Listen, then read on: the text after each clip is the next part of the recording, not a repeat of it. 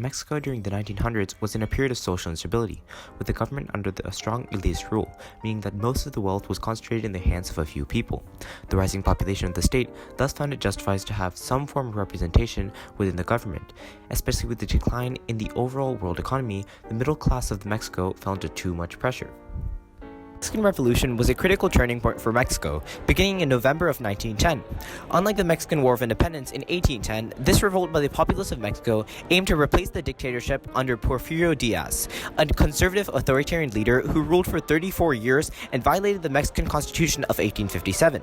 Yet after learning about the heroic efforts with the Plan de San Luis Potosi that aimed to inspire rebel movements in the state, eventually leading to the creation of a new way of life for the Mexican people, it becomes critical to analyze the true effects on the system of government, especially seen in the creation of a new constitution.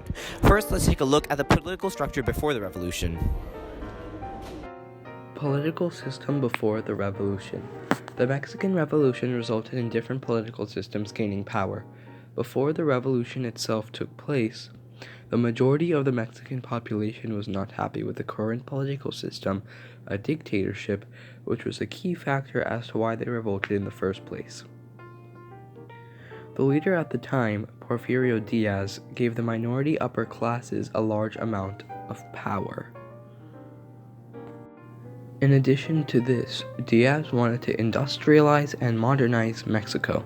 However, building countless factories, dams, and roads, rural workers and peasants suffered greatly. Despite the many freedoms his citizens had from the Constitution, Diaz created new land laws. Because of this, liberals started to challenge their conservative leader, which is what started the Mexican Revolution. The political system after the revolution turned from a dictatorship to a constitutional monarchy.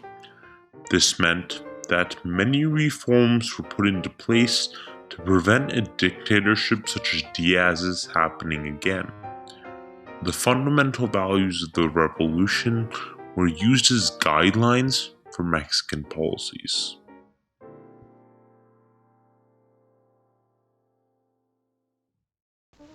While the Mexican Revolution saw political power changing hands multiple times, a few things that remained as a result included the dissolution of Madero's federal army and the creation of the Constitution of 1917, which provides for the separation of church and state, gave workers the right to organize in revolt, and gave many new regulations for the owning of land both by the government and communal groups.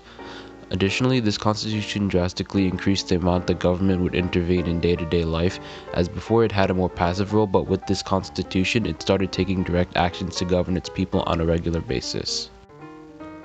Additionally, this constitution set up a form of government very similar to the one in the United States, also using the three branches of government known as legislative, executive, and judicial. However, unlike the United States, the Mexican political system after the revolution was a mostly one-party system for quite a while, which is something that it had in common with the system before the revolution.